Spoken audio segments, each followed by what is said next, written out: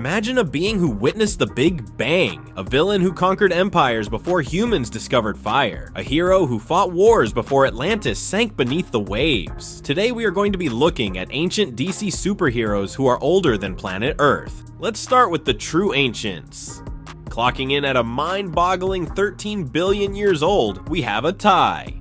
Both hailing from DC Comics, we have Metron, the godlike observer who travels through time and space on his Mobius chair, constantly seeking knowledge. And then there are the Guardians of the Universe, the immortal protectors of the Green Lantern Corps. These ancient beings have seen the universe evolve from its infancy, making them some of the oldest and wisest entities in existence. Metron and the Guardians of the Universe are two of the most powerful and influential beings in the DC universe. They have both existed for billions of years, witnessing the rise and fall of countless civilizations. However, they have used their power in very different ways. Metron is a solitary figure who seeks knowledge for its own sake. He is often seen as a neutral observer, but he has also been known to intervene in the affairs of mortals. Metron's Mobius chair allows him to travel through time and space, and to access any information he desires. He has used this power to learn about the history of the universe and to understand the nature of reality itself.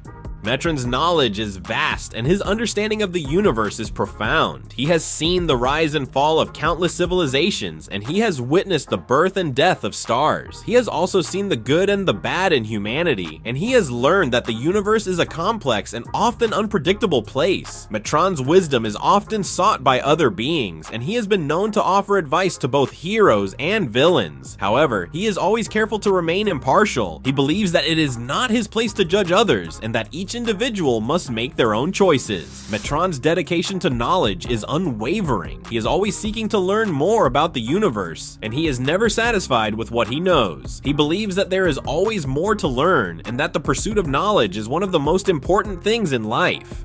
Metron's knowledge and wisdom make him a valuable asset to the DC universe. He is often consulted by other beings when they need advice or guidance. He is also a powerful ally to the forces of good, and he has used his knowledge and power to help defeat evil.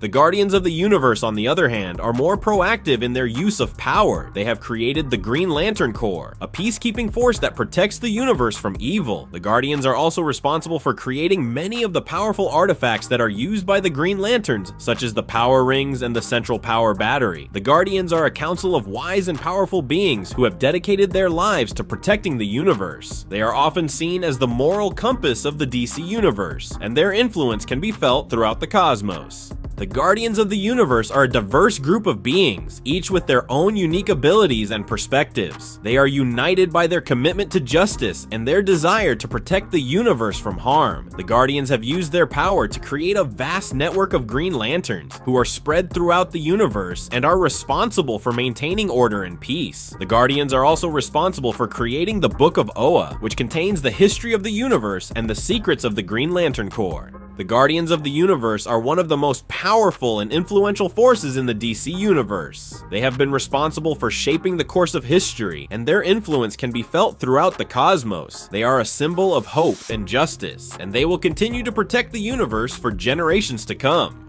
At a sprightly 225 million years young, John Johns, the Martian Manhunter, is a being of immense power and sorrow. Born into a utopian Martian society millions of years ago, he was known as Ma'alefa'ak, and his people, the Green Martians, possessed a natural empathy and telepathic connection that fostered harmony. However, this peaceful existence was shattered by the rise of the White Martians, a subspecies driven by aggression and fear. They engineered a curse of fire that exploited a deep-seated Martian vulnerability to flames, decimating their own kind and leaving John as the sole survivor of this ancient race. His escape from the Martian genocide was nothing short of miraculous. Through a tragic accident involving the human scientist Dr. Saul Erdel and his experimental teleportation technology, John was ripped from his dying world and flung across the vastness of space to Earth. Stranded and alone, he grappled with the loss of his family, his people, and his entire civilization. He adopted the human guise of John Jones, a detective in the fictional town of Middletown, USA, using this identity to integrate into human society and secretly protect his new home. John's powers are a reflection of his Martian physiology and his deep connection to the psychic energy that permeates the universe. He is a shapeshifter of extraordinary ability, capable of altering his form at will, from mimicking the appearance of any human to transforming into monstrous creatures or even becoming intangible. His telepathy is equally formidable, allowing him to read minds, control thoughts, and even communicate across vast distances. He possesses superhuman strength, flight, and Martian vision, which grants him heat vision and other optic abilities. However, this incredible power comes with a profound weakness. Fire, the primal fear instilled by the White Martian's curse of fire, remains, leaving him vulnerable to both physical flames and psychic attacks that exploit this deep-seated trauma.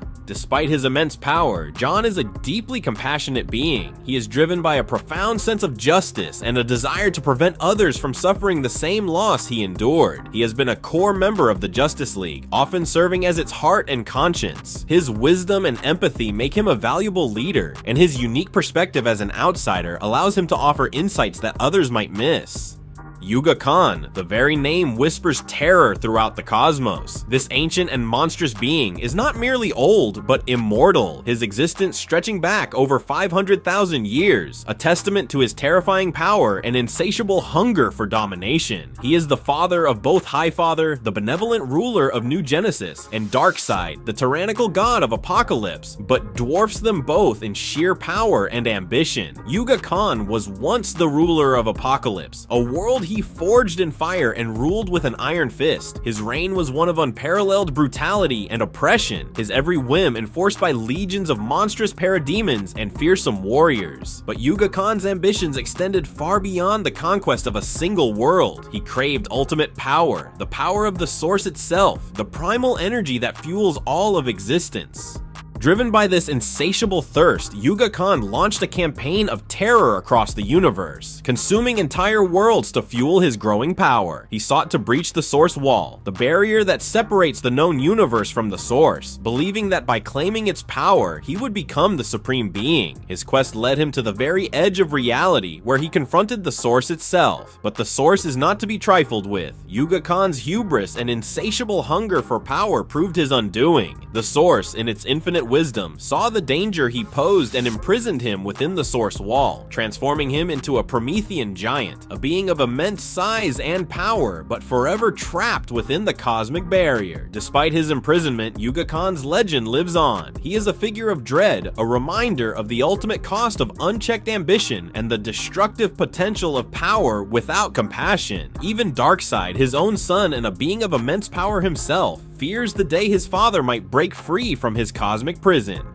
Darkseid. The name itself evokes images of tyranny, oppression, and the relentless pursuit of domination. He is the embodiment of evil in the DC universe, a godlike being of immense power and cruelty who has plagued heroes for millennia. While his exact age remains shrouded in mystery, it is estimated that Darkseid is at least 250,000 years old, his existence stretching back to the earliest days of the Fourth World. And like his father, Yuga Khan, he is functionally immortal, his life force tied to the very fabric of Apocalypse itself. Born Uxas, he was the younger son of Yuga Khan and Hegra, and from his earliest days, he craved power. He murdered his brother Drax to claim the power of the Omega Force, a cosmic energy that grants him near omnipotence. This act transformed him into the being known as Darkseid, a hulking figure with granite gray skin and burning red eyes that radiate his malevolent power.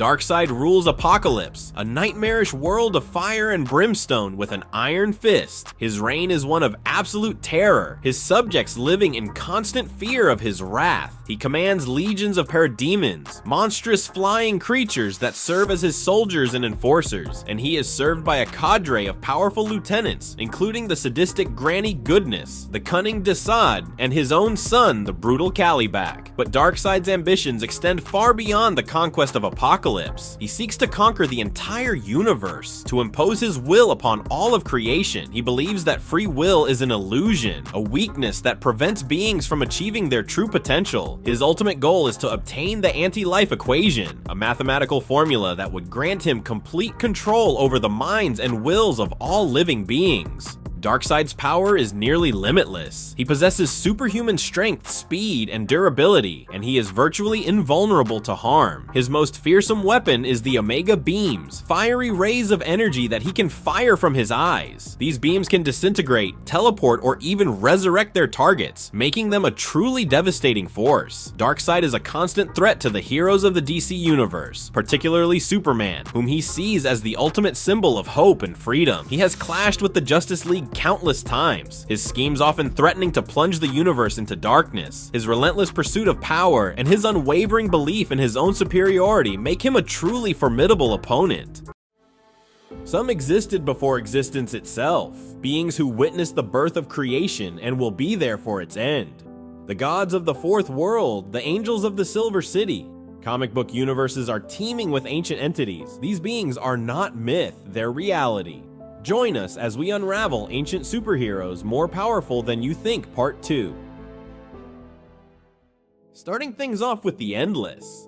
A group of 7 immortal beings are as vast and timeless as the universe itself. Their existence transcends both space and time, making them akin to the very fabric of reality. While some readers might perceive them as existing outside the DC multiverse, the acclaimed series Sandman and its associated titles firmly anchor them within the main DC continuity. In fact, even iconic characters like Superman were shown attending Dream's funeral near the end of the series, underscoring their integral role within the DC universe. Delving into the Age of the Endless is a fascinating endeavor. Destiny, the keeper of all destinies, has existed for as long as anything, as everything is etched in his book. However, the existence of multiple universes, as exemplified by the Fourth World, raises questions about whether Destiny and the Endless predate them. The concept of destiny emerged at the dawn of time, but it's highly likely that destiny existed in some form even before time itself began. Destiny and the Endless are undoubtedly among the oldest forces in the universe, having emerged alongside them. Their existence alongside these ancient powers grants them the top spot in the rankings as the oldest characters in the DC universe. The Endless are not merely ancient, they are eternal. They have witnessed the birth and death of countless universes, and their influence extends far beyond the mortal realm. They are the guardians of dreams, desires, death, destiny, and other fundamental aspects of existence. Their stories are intertwined with the history of the DC universe, and their impact on the multiverse is immeasurable. The One Above All stands as the supreme being in the Marvel universe, an entity so profoundly powerful and enigmatic that it eludes complete comprehension. He is often considered the ultimate creator, the architect of all realities, existing outside the boundaries of time and space as we understand them. His age is immeasurable, predating the very concept of existence itself. To illustrate the sheer scale of his power, consider the Living Tribunal. This cosmic entity, a being of immense power who judges the entirety of the multiverse, is but a servant to the One Above All. The Tribunal, a tripartite being composed of eternity, infinity, and death, maintains balance across countless dimensions. Yet even this godlike figure bows before the One Above All, acknowledging his ultimate authority. Mark Waid, during his influential run on the Fantastic Four, first introduced this omnipotent being to the Marvel Universe. In a moment of meta-textual brilliance, the One Above All appeared in the form of Jack Kirby, the legendary artist who co-created the Fantastic Four and shaped the visual landscape of Marvel Comics. This was not just a clever nod to a comics icon, it was a symbolic representation of the One Above All's role as the ultimate creator, mirroring the real-world creation of the Marvel Universe by Kirby and his collaborators. The One Above All, however, is not merely a distant creator. He has, on rare occasions, intervened in the affairs of the multiverse, often in subtle ways that reveal his compassion and understanding. He has offered guidance to lost souls, provided solace to the grieving, and even resurrected heroes when the fate of reality hung in the balance. These instances, though infrequent, highlight his benevolent nature and his profound connection to all living things. Etrigan the Demon, a character whose origins intertwine with the very fabric of the universe. In the celestial realm known as the Silver City, where angels under God's guidance devised the blueprint for the cosmos, Lucifer, the most radiant of them all, learned of the impending arrival of humanity and mortal life. A spark of dissent ignited within Lucifer's heart, leading him to question God's plans and incite a rebellion against his authority. Etrigan, a powerful demon, was among the angels who heeded Lucifer's call, aligning himself with the rebellious forces. The ensuing conflict between the angels and Lucifer's followers was a cataclysmic event, resulting in the expulsion of those who sided with the rebellious leader. Etrigan, along with his fellow rebels, was banished to the depths of hell, where he was transformed into a Rhymer, a figure of immense power within the infernal hierarchy. In the depths of hell, Etrigan's destiny intertwined with that of a human named Jason Blood, a knight who had been summoned to the underworld to confront a demonic threat. A bond formed between the two, granting Jason the ability to transform into Etrigan when he uttered a specific incantation. This symbiotic relationship transformed Etrigan from a mere demon to a hero, a champion of good who fought against evil on Earth. Etrigan's existence as a hero, however, was not without its complexities. While he battled against evil on Earth, he remained a creature of hell, tormented by the souls of the damned. This duality of his nature created an intriguing juxtaposition, where he was both a savior and a monster, a hero and a villain. The Living Tribunal stands as a monumental figure in the vast cosmic hierarchy of Marvel Comics, a being of immense power and authority who oversees the delicate balance of the entire multiverse. Conceived by the creative triumvirate of Stan Lee, Marie Severin, and Herb Trimpe, the Living Tribunal predates much of the Marvel Universe, his existence intertwined with the very fabric of reality. Functioning as a cosmic judge and arbiter, the Living Tribunal's role is akin to that of the Watchers, but on an infinitely grander scale. While the Watchers observe and record events within a single universe, the Living Tribunal's jurisdiction extends across all realities, ensuring that no single universe gains dominance over others and that the cosmic balance is maintained. His distinctive three-faced visage, each face representing a different aspect of his being, equity, vengeance, and necessity, reflects his multifaceted role in safeguarding the multiverse. The front face, representing equity, judges with impartiality, while the partially obscured face on the right, vengeance, ensures that transgressions against the cosmic order are met with appropriate consequences. The fully covered face on the left, necessity, embodies the inevitable course of events, even those that may seem harsh or unjust. The Living Tribunal's origins lie in the dawn of creation, his existence predating the formation of stars, galaxies, and even the very concept of time itself. He has witnessed the birth and death of countless universes, the rise and fall of civilizations beyond mortal comprehension. His age, measured in billions of years, is merely a pale reflection of his timeless nature. The Fourth World, a realm beyond the conventional boundaries of time and space within, is home to the New Gods, a pantheon of powerful beings who embody the eternal struggle between good and evil. Created by the legendary Jack Kirby, these characters, including the noble Orion and the escape artist Mr. Miracle, represent the pinnacle of his creative genius. The genesis of the New Gods lies in the destruction of the Third World, a realm inhabited by ancient deities. From the ashes of this cataclysm arose two distinct worlds: New Genesis, a verdant paradise brimming with life and harmony, and Apocalypse, a fiery hellscape ruled by the iron fist of Darkseid. The New Gods, born from these contrasting worlds, inherited the mantle of their predecessors, becoming the new guardians of the cosmos. However, the precise timeline of their emergence remains shrouded in mystery. Are they older than the Presence, the enigmatic entity often regarded as the DC Universe's equivalent of God? Did they precede the angels who dwell in the Silver City? The answers to these questions remain elusive, as the New Gods exist outside the conventional flow of time, making it difficult to pinpoint their exact age. And in the final spot we have the Spectre. A figure of awe-inspiring power and divine wrath, stands as the embodiment of God's vengeance in the DC universe. While most familiar as the spectral force that bonded with Detective Jim Corrigan in the 1930s, the Spectre's origins stretch back to the dawn of creation, his existence intertwined with the celestial drama that unfolded in the Silver City. Before he was the Spectre, he was Astar, an angel residing in the luminescent realm where angels crafted the cosmos under the guidance of the Presence. When Lucifer, the morning star, ignited a rebellion against the divine order, Astar was among those who succumbed to the allure of defiance. Cast out of heaven alongside the fallen angels, Astar's fate took a dramatic turn when the rogue angel Eclipso incurred the wrath of the Presence. It was then that Astar was transformed into the Spectre, the embodiment of divine vengeance. Tasked with delivering punishment upon the wicked, angels, as beings of divine creation, predate much of existence. While not the oldest beings in the cosmos, they stand among the most ancient, their origins lost in the mists of time. The Spectre, born from this ancient lineage, has been a recurring force in the universe, his presence felt across eons. The Spectre's modus operandi involves merging with a human soul, using their body as a vessel to carry out his divine mission. While Jim Corrigan is perhaps the most well-known of these hosts, he is but one in a long line of individuals who have been bonded with the spirit of vengeance. He is a figure of immense power, yet also one of profound tragedy, forever bound to carry out the will of the presence, even when it conflicts with his own sense of morality. And there you have it, an in-depth look at ancient superheroes more powerful than you think. The Phantom. It's the mid-1930s, radios are playing soft jazz music throughout the streets, movies are still in black and white, and superheroes, well, they're not even a thing yet.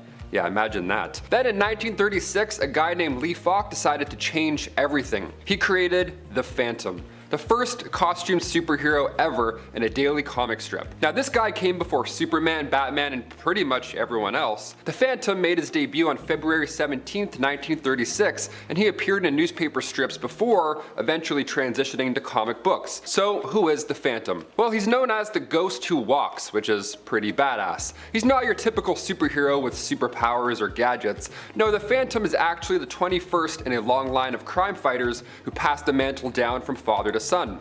Must be nice. He operates out of the fictional African jungle of Bengala, protecting it from pirates, poachers, and other bad guys. Now what makes him so cool is his mystique, right? People think he's immortal because for 400 years there's always been a Phantom. His costume is also iconic. A purple suit, black mask, and striped trunks. Looks like somebody I would never want to mess with. Oh, and let's not forget Skull Cave. Of course, the famous Skull Cave, his secret hideout where he keeps treasures and records of past adventures. The Phantom's legacy is massive. Without him, who knows if superheroes would have ever worn their iconic costumes. He set the template for so much of what we love in the genre today. And hey, you ever wonder why Batman lives in a bat cave? Well, you could thank the Phantom for that inspiration. He's such a nepo baby, isn't that true? Yeah, he's born, that's it, now he has a job. That's it, no applying. No reference letters? Must be nice, dude. Mandrake the Magician. Before Harry Potter, Doctor Strange, or any other magic-wielding heroes, there was Mandrake the Magician. And yes, he would have been a Gryffindor for sure. Another creation by Lefey, the same guy who gave us the Phantom. Mandrake made his first appearance June 11th, 1934 in newspaper comic strips, but at the time, Mandrake was groundbreaking. While most comics focused on slapstick or crime, here was a character who dealt in illusions, hypnotism, and the supernatural. Mandrake is this cool magician with a tuxedo, a top hat, and a cape. He looks amazing, the classic magician look. But this guy wasn't just pulling rabbits out of his hat, no, he was doing much more. Mandrake used his skills to fight crime, battling everything from mobsters to intergalactic villains, you name it. His signature move is hypnosis. He could convince enemies that their weapons were snakes or that they were surrounded by fire. Whatever works to save the day. Talk about a creative way to disarm bad guys, okay. Abracadabra. Mandrake also had an incredible supporting cast, including his best friend Lothar, one of the first African-American comic characters portrayed in a heroic and dignified light. Together they traveled the world taking down evil masterminds, other magicians, anyone that's in their way. Mandrake's mix of action and magic was ahead of its time, and he's often considered the blueprint for later mystical heroes. Next time you're watching Doctor Strange, think about this man. Mandrake. Dr. Occult. Alright, this one's a deep cut for hardcore comic fans. Dr. Occult was created by Jerry Siegel and Joe Shuster, you know, the guys who would go on to invent Superman, no big deal. Dr. Occult made his first appearance in New Fun Comics issue 6 in 1935, published by National Allied Publications, which later became DC Comics, the same DC Comics we know and love. That makes him one of the oldest DC characters ever. End of story. Dr. Occult is a supernatural detective, sort of like a 1930s version of John Constantine. He investigates cases involving ghosts, demons, and magical phenomena, anything mystifying and crazy and scary. His tools of the trade include the symbol of the Seven, a mystical talisman that protects him from dark forces. And while he doesn't wear a flashy costume per se, his trench coat and fedora give him quite a classic noir vibe. Also a fedora and you're a superhero?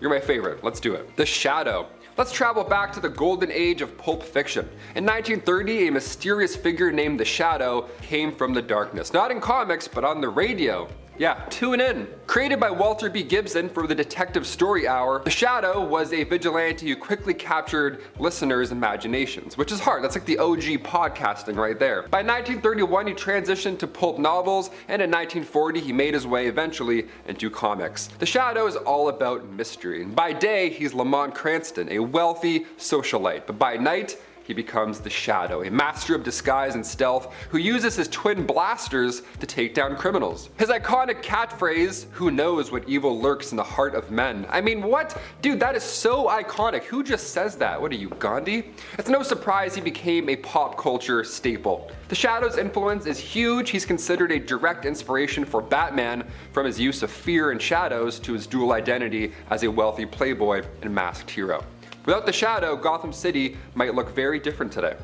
It might look like Toronto. Captain Marvel, Shazam. Now here's a superhero who once gave Superman a run for his money. Literally. Captain Marvel, now known as Shazam, made his first appearance in Whiz Comics issue 2 in 1939, created by writer Bill Parker and artist C.C. Beck for Fawcett Comics. Now, at one point, Captain Marvel was the most popular superhero in the world, even outselling Superman during the 1940s. That wasn't an easy task. Beating Superman, that's actually quite hard. The story is simple, yet magical. Billy Batson, a young boy, is granted the ability to transform into this adult superhero simply by shouting the word Shazam. Each letter of the word represents a mythical figure's power. Solomon's wisdom, Hercules' strength, Atlas's stamina, Zeus's power, Achilles' courage, and Mercury's speed. Yeah, kind of OP if you ask me, but whatever. Shazam's bright red costume and the lightning bolt emblem and gold trim cape became instantly iconic. I liked the first Shazam movie quite a bit, not sure why, but I wasn't very attached to the second one. Wasn't nearly as fun as the first. Also, Zachary Levi's kinda, yeah, he's going downhill. Namor the Submariner. Namor the Submariner, Marvel's first ever superhero, is way older than you think. This aquatic anti-hero debuted in Marvel Comics 1 in October 1939, created by writer-artist Bill Everett for Timely Comics, the company that would later become Marvel. That means that Namor predates Captain America, Spider-Man, and even the Fantastic Four. Talk about being an old head. Namor is the half-human, half-Atlantean ruler of the underwater kingdom of Atlantis. Again, Nepo baby for sure. He's got all the powers you'd expect: super strength, the ability to breathe underwater, and telepathic control over sea creatures. Imagine controlling a fish, that would be amazing. But he's also got something you don't see every day. He's got little ankle wings that let him fly. I would love some ankle wings. I wouldn't be late a day in my life. Namor is fiercely protective of his underwater kingdom, which often puts him at odds with surface dwellers. He's one of the first comic book anti-heroes, meaning he doesn't always play nice. Even when he's fighting for a good cause, he's still got some dirty tricks. Some tricks in his little winged shoes. Namor's complex personality, proud, arrogant, but also deeply loyal to his people, this makes him stand out even today. I loved him in Wakanda Forever. I thought he was the best part of the movie, but I don't think we'll see him again anytime soon. Let's hope, but I don't think so. The Green Llama. If you've never heard of the Green Llama, well, don't worry. He's one of those forgotten Golden Age superheroes, but he has a fascinating history. I mean, his name's the Green Llama. I mean, come on. Created by writer Ken Crossan, the Green Llama first appeared in Double Detective magazines back in 1940 and later made the leap to comic books. The Green Llama, whose real name is Jethro Dumont, is a millionaire playboy who becomes a Buddhist monk after spending time in Tibet. He gains mystical powers like super strength, flight, and the ability to emit green energy beams, hence his name. Using his newfound abilities, he returns to America to fight crime and battle evil forces. What makes the Green Llama unique is his spiritual background. He's one of the first superheroes to be explicitly tied to Eastern philosophies, which was rare for the time. Though he's not as well known as Batman or Superman, he's quite an interesting relic from a time when superheroes were experimenting with all kinds of influences. Plastic Man. If you think stretchy superheroes began with the Fantastic Four's Mr. Fantastic, well, think again, bucko. Plastic Man was created by writer/artist Jack Cole and made his first appearance in Police Comics 1 in 1941. It was published originally by Quality Comics. Plastic Man's kind of wacky, slapstick adventures made him one of the first superheroes to really embrace humor as a core part of his character. I mean, after all, his name is Plastic Man. You can't really take that too seriously. Plastic Man started out as Eel O'Brien, a small-time crook who fell into a vat of chemicals during a heist. The classic, whoops, fell into a vat of superpowers trick, love that. Now instead of perishing, he gained the ability to stretch, contort, and reshape his body into any form imaginable. As a tall man, I would love that. I could itch my back finally, be at peace, that'd be lovely. Realizing he has a second chance at life, Eel reformed and became the crime-fighting, joke-cracking Plastic Man. Even after 80 years, Plastic Man remains a fan favorite for his unique mix of comedy and action. The Blue Beetle is another Golden Age hero with a long, fascinating history. Created by Charles Nicholas Wachowski, he first appeared in Mystery Men Comics 1 in 1939, published by Fox Feature Syndicate. Over the decades, the mantle of the Blue Beetle has been passed down to these different characters, but it all started with Dan Garrett. The original Blue Beetle was a police officer who used a mystical scarab to fight crime, giving him super strength and invulnerability. Again, I would love to have a mystical scarab, but instead I just got like jeans, I don't know. In later iterations, like Ted Kord's version, the scarab was replaced by high-tech gadgets and a flying beetle-shaped vehicle. I personally am a fan of the scarab, but we love change. Now the Blue Beetle might not have the name recognition of Superman or Spider-Man, not nearly as much, but he's been a staple of the comic book world for over 80 years. The movie was actually pretty good too. If you haven't seen it, definitely check it out. It looks like a kid's movie, but it packs a punch. And lastly, the Human Torch. Wait a second, if you're thinking of Fantastic Four's Human Torch, think again. The original Human Torch made its first appearance in Marvel Comics issue 1 in 1939, created by Carl Burgos for Timely Comics. Now this Human Torch wasn't even a human. He was an android, so kind of a confusing name, I get it. The original Human Torch, named Jim Hammond, was a synthetic man created by Professor Phineas Horton. Now when exposed to oxygen, his body would ignite, turning him into this blazing superhero. Though he struggled to control his powers at first, he eventually became a hero, fighting in World War II. Jim Hammond was one of Marvel's first big stars and even teamed up with Namor the Submariner in early stories. Though he's not as well known today, his legacy of course still lives on in the Fantastic Four's Johnny Storm and in Marvel's rich history. And also they're gonna hit the big screen really soon with Marvel Cinematic Universe. I can't wait for Fantastic Four.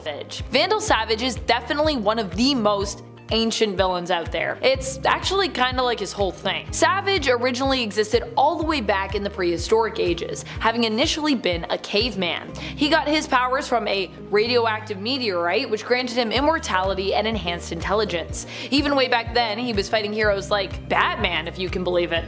This was after Batman was sent on some time adventures after facing off against Darkseid. While he was suspected as being dead, in reality Darkseid's Omega Sanction had simply banished Batman to wander through time, which actually kind of sounds nice to me, except that part of this punishment was that his lives that he would experience were all supposed to be, well, pretty awful. Still though, when facing off against Vandal Savage, even with Vandal's somewhat newfound powers, Batman won. I mean, you can be ancient and immortal, but that doesn't mean that you're immune from being beaten by Batman, right? Batman's got that plot armor, baby. And friends, before we move on to our next spot on this list, if you love what we're doing here on Top 10 Nerd, and you love when I talk about supervillains, I know I do, be sure to check out our supervillains playlist over on the channel for even more good villainous content. Number 9, Surtur. Surtur is not someone we think of too often or even touch on, but he's a pretty big deal in the comics, and in the Marvel Cinematic Universe. I mean, in the MCU, he successfully managed to destroy Asgard, fulfilling his prophesized role in Ragnarok. And what's more, Thor knew that this was what needed to be done in order to stop his sister Hela. So despite facing off against Surtur initially, he ended up having to be the one to free him so that the prophecy could actually be realized, sacrificing the place of Asgard in order to save the people of Asgard. In the comics, Surtur is an ancient foe, having been the sworn enemy of Odin for, well, pretty much forever. He hails from Muspelheim, and even for years successfully stopped Odin from achieving an alliance between the people of Odin's own Asgardian tribe, the Aesir, and the other Asgardian tribe known as the Vanir. Number 8, Circe.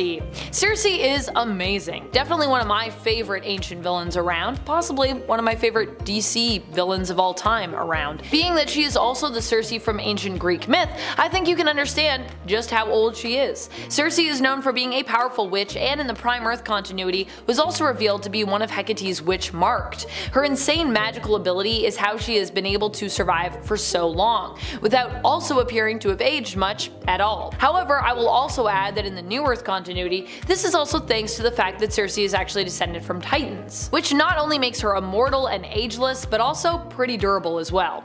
Circe is known for being a powerful Wonder Woman foe, but despite the fact that Wonder Woman is really well known among comic fans, I feel like her villains get less time in the spotlight for, I don't know, for some reason, despite the fact that Wonder Woman actually has a pretty stacked rogues gallery all her own. And like Circe, many of them also seem to have a rich and interesting history. Seriously, I feel like Circe could just have her own comic series. That's how much she has and has had going on throughout her life and throughout the comics. Number 7. Morgan Le Fay. Speaking of powerful witches, Morgan Le Fay is a villain we really don't get to showcase or focus on a lot on this channel, so I am taking this opportunity to remind you of just how ancient and how bad she is. Morgan Le Fay is a villain who hails originally from Arthurian legend and was adopted as a character in Marvel Comics all the way back in 1955, making her first appearance in Black Knight issue number 1. But of course, she's actually much older than 1955 in terms of her canon character history. Morgan Le Fay existed just after the ancient and mythical times of the island of Atlantis.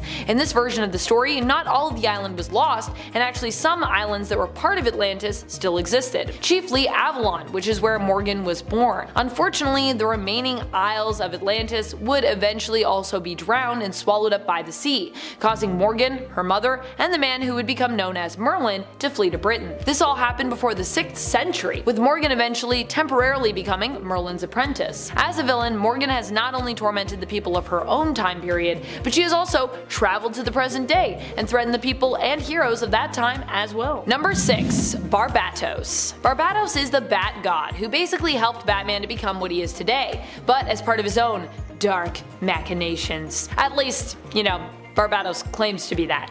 According to Barbatos, he was the bat that appeared before Bruce the night that he decided to become Batman, inspiring the young Bruce Wayne to go on to don the cape and cowl, and becoming a major symbol for Batman. Barbatos was once the loyal ally of the World Forger. He was a dragon who would destroy worlds that were unstable, often built on fear, known as belonging to the Forge of Worlds. Barbatos, however, grew to enjoy destroying worlds so much that he actually decided to rebel against the World Forger so he could destroy more worlds, ultimately destroying his master, which allowed him to corrupt his Forge of Worlds, with it warping and ultimately becoming known by a name you might be more familiar with, the Dark Multiverse. Just as the World Forger is one of the oldest beings in the cosmos over at DC, so is his pet dragon gone rogue, Barbatos. Barbatos would go on to recruit others to his new purpose to destroy the main multiverse. Number 5. Morlun and the Inheritors. Morlun and the Inheritors sounds like the name of a band of vampires. Not a thing.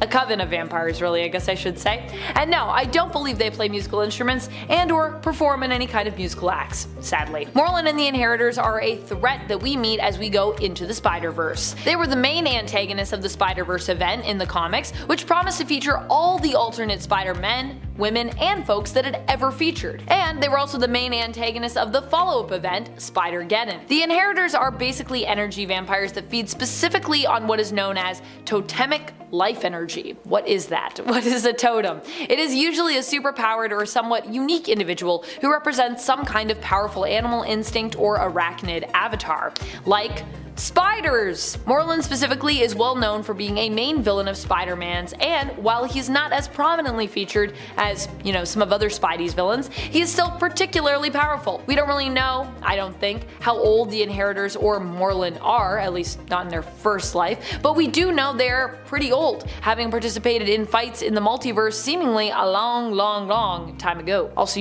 they'd like to dress up super Victorian, so they gotta at least be from that era or beyond, although they're not necessarily Earth-based villains, they're multiversal villains. Number 4. Sin. Sin might be one that people are a little bit more familiar with in another form, but also there might be a lot of you out there who aren't, as this villain hails from the Spawn comics. If you are up to date with your Spawn reading, then you know who I'm talking about here, but for those of you who aren't up to date or who maybe have never read Spawn, this villain was actually formerly known as a longtime ally of Al Simmons' Spawn, his mentor in a way, Cogliostro. While initially just seeming like a well-meaning fellow Hellspawn, seeking to teach Al the ropes and also help to guide him away from being fully used as a pawn of hell, Cagliostro is actually later revealed to be more ancient than we might have otherwise thought, in fact also being known by another name even before he was known as Cog: Cain. Yeah, the Cain, the man from biblical myth who killed his brother and was condemned for it,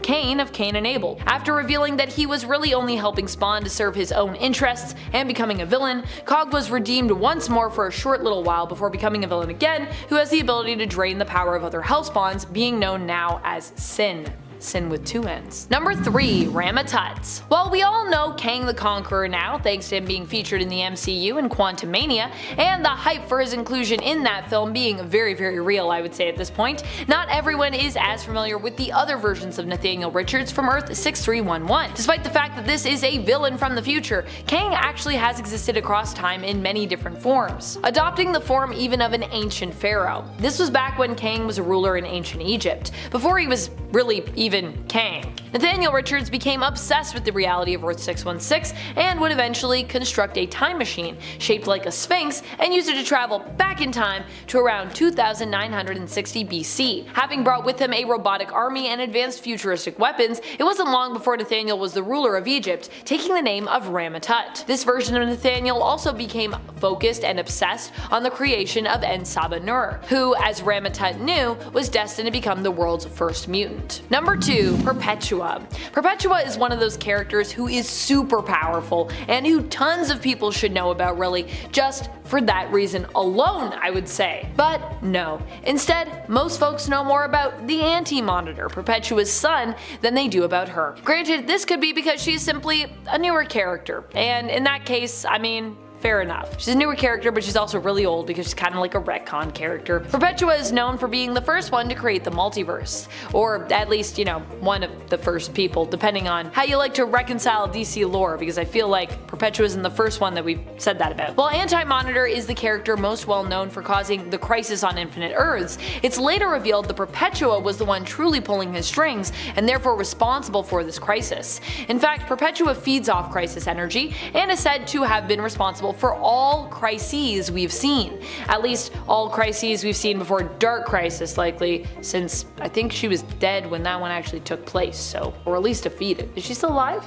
I don't think so. Number 1. Rotath of Lemuria. Heading back to the Hyborian Age once again on one of our ancient lists, which by the way, if you want to visit the Hyborian Age again and again, you should check out part 1 and part 2 of our ancient superheroes list. We got you. Rotath of Lemuria is a common example of how magic was presented often in stories from the Hyborian Age, especially in regards to Conan's story there. Rotath made his first appearance in issue number 37 of Conan the Barbarian from the 70s, when everyone was into the sword and sorcery genre. In this same issue, Rotath was killed by Kull after he was hired by the king of Lemuria, who was frightened of Rotath's power.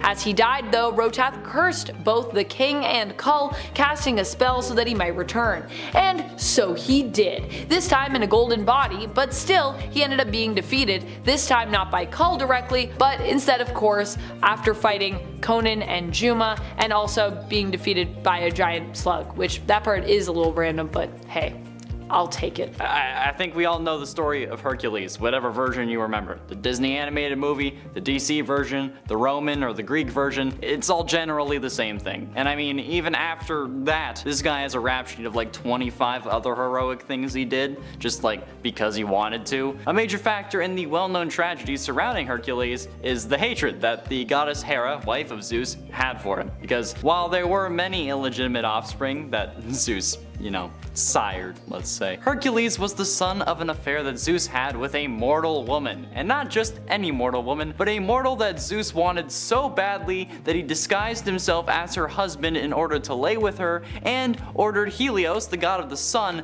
to not let the sun rise for 72 hours so that his one last night with her would last. Yeah, so not only is he the bastard of a mortal woman, he's also the product of a forced 3-day night, which I guess doesn't really bother anyone living in like Alaska or Norway, because the whole 6 months of night thing, not anything weird. Number 9. Odin. Odin ended up joining the Stone Age Avengers sometime after he actually was said to have created the humans on Midgard, which was then known as Aesheim. In doing so, he had disappointed his father Bor, who decided to punish Odin by hurting the humans. Now, as someone who often seems pretty detached from human suffering later in his life, it's pretty wild to think that Odin possibly created them and was perhaps one of the first cosmic beings to actually care for them as a superhero. And I know what you're thinking, but Amanda, we all know Odin is super old. Yeah, you know that, but did you know he was this heroic? Because I always find it very surprising myself. Odin ended up returning to Aesheim to act as its protector and also to learn how to better control Mjolnir, which was his hammer at the time. He ended up befriending multiple prehistoric superheroes, joining the Avengers of 1 million BCE, and he also ended up developing a deeply romantic relationship with his teammate, the Lady Phoenix. In fact, it was even revealed that the Phoenix was actually the true mother of his son, Thor, because that's what's happening now, so there we go. In it ate Blue Beetle. In 1964, during the Silver Age of Comics, Charlton Comics revised the character of Dan Garrett, the original Blue Beetle, for a new Blue Beetle series. Charlton's new Blue Beetle retained the original's name, but no powers or backstory, making him a different character. This Beetle was an archaeologist version of Dan, who obtained a number of superhuman powers including super strength, flight, supervision, ability to generate energy blasts from a mythical scarab that he found during a dig in Egypt, where it had been used to imprison an evil mummified pharaoh, because of course it was, which gave way for the DC Comics version of Jaime Reyes. DC's introduction of Jaime Reyes in 2006 retconned and expanded upon the Blue Beetle mythos, but given that the scarab was found during a dig in Egypt, where it was used as an attempt to overthrow Vandal Savage back in the 26th century BCE. Yeah, that's pretty ancient to me, okay? I mean, the scarab was created by Nabu, for God's sakes. Number 7. Iron Fist. Fan Fei is the Iron Fist of the Stone Age Avengers, also known as the Avengers of 1 million BCE. Fan Fei is actually the reason why the ritual to become the Iron Fist and gain its unique powers was all about fighting Shao Lao in a battle to the death. This wasn't, however, because Kunlun wanted to challenge Fan at the time and believed she should, be their champion. This actually happened as the result of a punishment. Fan Fei, you see, was a kung fu master who had been trained since birth in Kunlun, but her curiosity of the outside world caused her to sort of leave Kunlun in secret. She came across cavemen who were helpless against the beasts that basically often attacked them, and she decided she was going to help them. Fan sought to help these people by teaching and training them herself in the ways of kung fu. However, it was forbidden in Kunlun to share your knowledge, and when her people found out, they marked her as a criminal. As punishment, her students were brought to Shao Lao and basically fed to the dragon. Forced to watch, Fan Fei went into a rage, breaking her shackles, seeking to share in the same demise as her students, becoming deeply distraught. However, when she went up against Shao Lao, she struck the dragon and her fist went right through, killing it, and coating her fist in its blood, giving her the power to channel her chi into fiery fists, and leaving her with a dragon mark, which marks her as the Iron Fist. In its 6, Dr. Fate. Nabu the Wise was a Lord of Order and cosmic being who arrived at Earth billions of years ago to take on a proactive role in battling the Lords of Chaos. A cosmic being with near limitless magical power, his spirit resides in the Helmet of Fate and is the source of the great power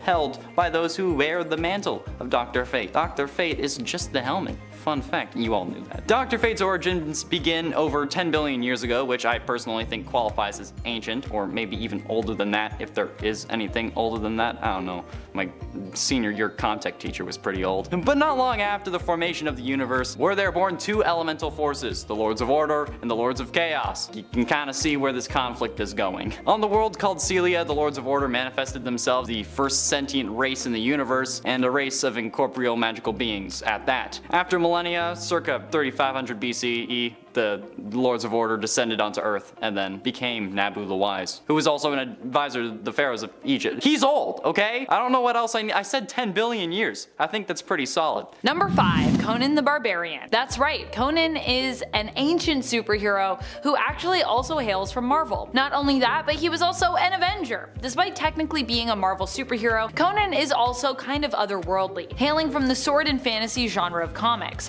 Although for Marvel, Conan is still labeled as an Earth 616 character, hailing from their main comic book reality. He does, however, come from the Hyborian Age, an old hero from the past. But he was one of the heroes still summoned by Doctor Strange and Elektra when they brought together their own team of Savage Avengers to stand against the threat of Kulan Gath. This went down in Jerry Dugan and Adam Gorham's Savage Avengers series, which I still really want to read. It looks super good. It just looks like such a great time. And Conan's presence on the team is definitely part of the reason for my motivation to jump into this series, hopefully in the near future. I have a lot of things to read. And at 4, Mr. Majestic. I put this here because I like the word majestic, but also this is kind of weird. Mr. Majestic is a Wildstorm comic superhero created by H.K. Prager and Jim Lee. He made his first appearance in Wildcats number 11 as a backup story, but he's known for being the strongest superhero in the Wildstorm universe, and he shares quite a few similarities with Superman. But given that Wildstorm is owned by DC, there shouldn't really be any conflict there. Mr. Majestic is originally from the planet Kara and was known as Magistros, but yeah, this isn't like Superman at all. I don't know what you're talking about. Why are you saying that? He has 2 kids, Kanesha and Magistrate, but there was also an infertility crisis in his homeworld, which resulted in only 1 child per woman. Yeah, so how did this happen? Well, Magistros and Coda warrior Lady Xana, who was also later known as other things, it doesn't matter. They were chosen not to breed, but since Coda warriors became priestesses after giving birth, Xana's mother pretended that Kanesha was stillborn and then claimed to have given birth to her herself. Yeah, so basically Kanesha passed off her daughter as her sister, which is a whole... They're old. It's old. It's an old thing. Number 3, Starbrand. Vin is the Starbrand in 1 million BCE. He ends up becoming the Starbrand after leaving his tribe. He left them because he believed he did not belong due to the fact that he realized he was gay. Something that seemed to be unacceptable to his people in that time. On his journey, he sought out a garden he had seen in a dream, which it turned out appeared to be the biblical paradise known as the Garden of Eden. Once he found it, he also found Burke. Also no vowels. No vowels for these people in prehistoric times. The 2 men became lovers, but would eventually be separated after Burke died in a deviant attack. It seemed the deviants wanted the garden for themselves. The attack resulted in a cave-in, and while Burke did not survive, Vin did, finding the body of a dinosaur who had previously been the Starbrand. Vin was imbued with its powers and fought against those who had killed Burke. However, in the process, this also destroyed the garden. Vin would go on to become the hero known as Starbrand in his time and join up with the other Stone Age Avengers of 1 million BCE. But ultimately, in number 2, Doctor Strange Fate. Doctor Strange Fate is the amalgam of Doctor Strange, Charles Xavier, and Dr. Fate. Yeah, they're present in the amalgam universe of Earth 9602, and given that both the Sorcerer Supreme and Dr. Fate are present, I think that this qualifies as ancient. Dr. Fate alone just makes that happen. Strange Fate learned that 2 keys controlled by Access would restore the DC Comics and Marvel Comics universes to their own worlds, which would result in the destruction of the amalgam universe and therefore him. So, to keep his universe intact, Doctor Strange Fate recruits Jade Nova, Skulk, and White Witch to capture Access and bring him to Strange Fate so that the amalgam universe can remain active. But it turns out that he was actually a part of a problem, or a part of the problem. That's a story for another day. But Doctor Strange, yes, the real one, preserved the amalgam universe in a pocket dimension, essentially making it its own multiverse in a sense. But I also bring this up because I like the amalgam universe, okay? It's cool. Iron Lantern, Lobo the Duck, hell yeah. Number 1, Man-Thing Sorcerer Supreme. Perhaps even more surprising is a reality where the Man-Things rule the planet. Their version of the 1 million BCE Avengers team is filled exclusively with Man-Things as a result. One of these Man-Things is known as the Sorcerer Supreme on this planet in the reality we know as Earth 91. Unfortunately, we do not get to know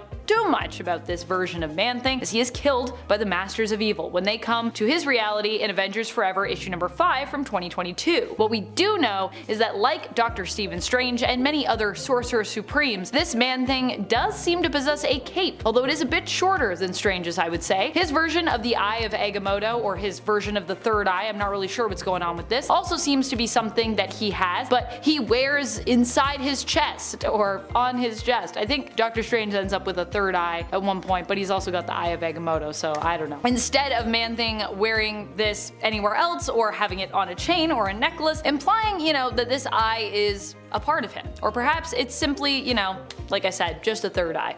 And it's just on the chest. I feel like that wouldn't be, I mean, I guess he doesn't really wear clothes because he's a man thing, so actually I guess it'd be fine. Starting off at number 10 is Magneto. Starting off this list with the absolute GOAT. Magneto has been around for a long time, and a majority of that time, he was a villain, or at best, an anti-hero. As the #1 rival of Professor Charles Xavier, Magneto's view of the world is pretty interesting given that he was the child of a Jewish family during World War II, and yet, after years of persecution for being a mutant, he believed his race to be superior to regular humans nonetheless, and that humans should be subservient or destroyed. Under this mentality, he led the Brotherhood of Evil Mutants as well as other groups against the X-Men and the Earth's heroes. Now everybody knows that Magneto is not someone you mess with. He has enough power and enough experience to stomp almost anyone. For example, while he has become more of just a hero nowadays, there's a point where he gets his heart ripped out by a villain called Uranos. But he keeps himself alive by using his powers to keep his blood flowing. He's just that insanely powerful. But being born around World War II and the rival to Charles Xavier, he's been up there in the age department since he was introduced, but always manages to decimate his enemies. Number 9, Cassandra Nova. Sticking with X-related heroes, we have the evil twin, or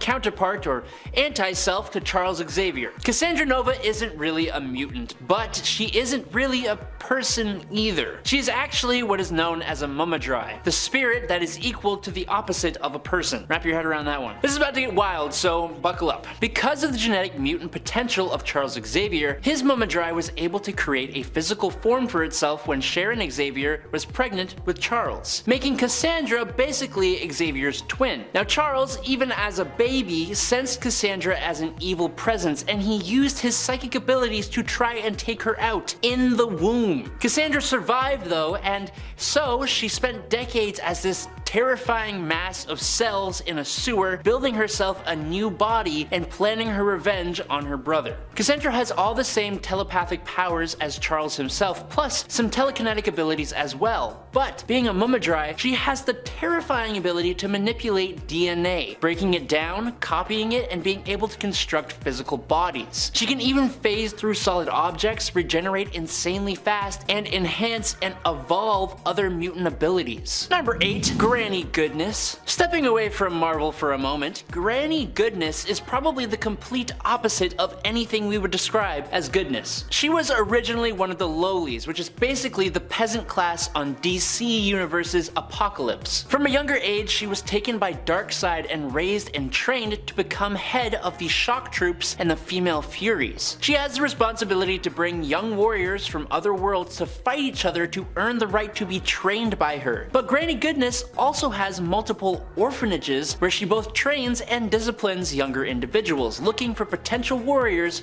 for Darkseid. Now being a resident of Apocalypse, Granny here does have quite a bit of power. She has superhuman strength, speed, durability, and senses, as well as invulnerability and an advanced immune system and immortality. But being immortal doesn't necessarily save you from looking old as hell, which is why we get Granny Goodness. Number 7, Horticulture. You know, sometimes a group of villains comes along that just kind of makes me smile. And Horticulture, who first appeared in X-Men Volume 5, number 3 in December 2019, are one such group. Horticulture is described on their wiki as a group of agrochemists, biotechnologists, and eugenic engineers who specialize in the genetic manipulation and propagation of all things botanical. So, to me and my tiny brain, I take that information and translate it to, it's a bunch of old plant scientist ladies.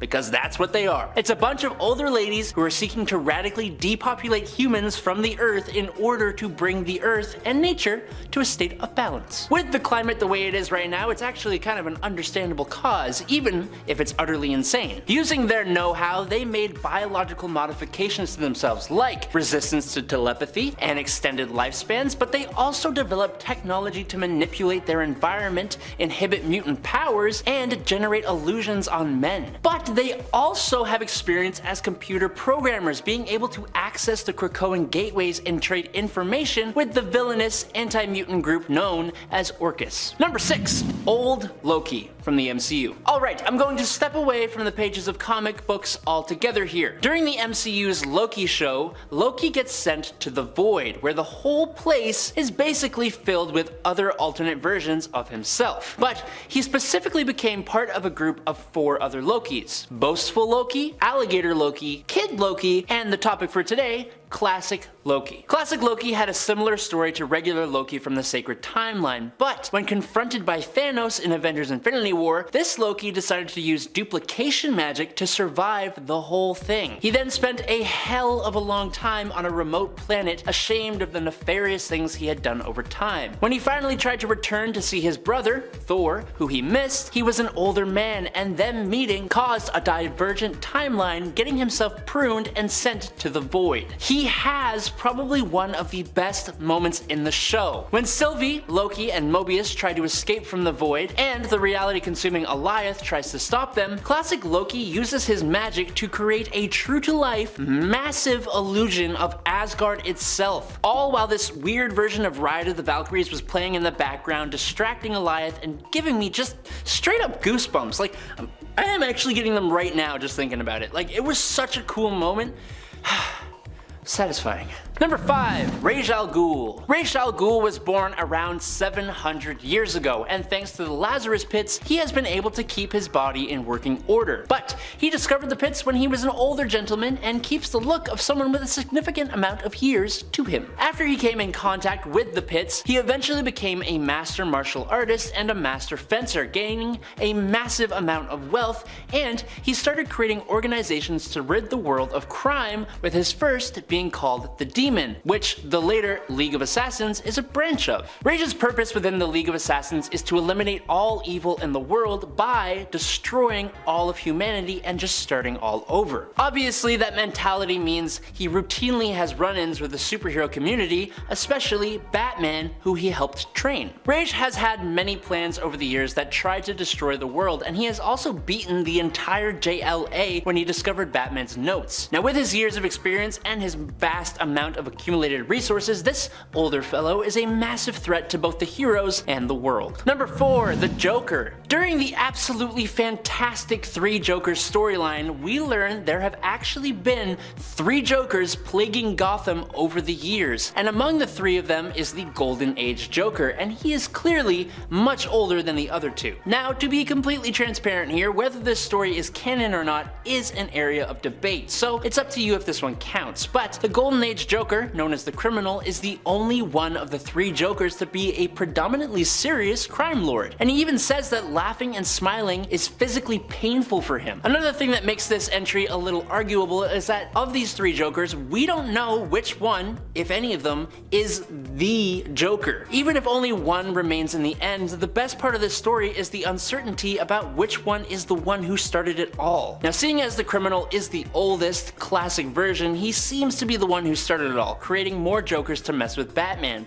But the other 2 Jokers have been featured in incredibly important Batman stories as well. The comic really explores all of it, and if you haven't yet, make sure you check out Batman 3 Jokers as soon as possible. Number 3. Maestro. The Incredible Hulk has certainly been through the ringer in his decorated career, but few versions of the character are the living embodiment of that fact, like the Maestro. An alternate version of Bruce Banner from an apocalyptic future, this version of the character is far more intense and complex, but also much older. The best way to explain Maestro is to say that he is basically a smarter, older, villainous version of Dr. Bruce Banner, with all the powers and abilities of the original, but with a touch of nuclear radiation. He has much more of a cosmic and spiritual side to him than the normal Hulk does, but he is also twice as strong as Hulk is, and he retains all the intelligence of Bruce Banner, but with years and years more experience. Despite all that extra strength, brain power, and experience, he still gets outmaneuvered by the Hulk, who sends Maestro back in time to the site of the gamma bomb that created them. But even then, the Maestro's spirit remains on the bones left behind after the explosion went off and he came back to life. Number 2.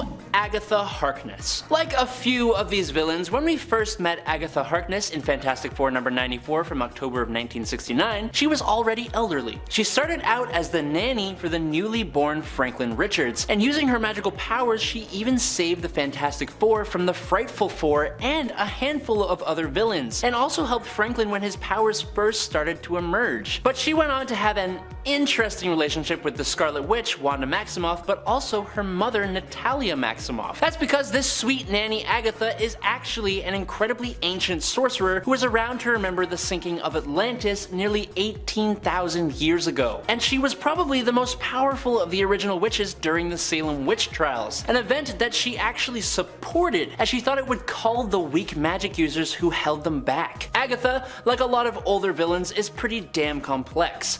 She has helped out heroes on multiple occasions, but she's also done some pretty sinister stuff. But there's no doubt that she is much stronger than both heroes and villains first assume. Number 1. Baron von Strucker. Baron Wolfgang von Strucker was born in the 19th century, so he ain't a young fella by any means. He fought with the Axis powers during World War II alongside and under the Red Skull. He was a top villain at the time, not just for Captain America, but more prominently as an adversary for Nick Fury and the Howling Commandos. And that carried through after the war ended, as Strucker was instrumental in the rise of Hydra and then became the Supreme Hydra. He was even responsible for the corruption of S.H.I.E.L.D., using Hydra to completely take over large parts of S.H.I.E.L.D. itself. When Captain America returned, and then the Red Skull did as well, Strucker began to lose his leadership role within Hydra, and so he faked his own passing, choosing to instead manipulate events from the shadows. Eventually though, Strucker got the Death Spore virus, which is why he is on this list. He's old, and many people don't know he has this particular enhancement. While he is an excellent strategist, a highly intelligent, exceptional hand-to-hand combatant, swordsman and marksman who uses Hydra tech to live longer and be in top physical condition,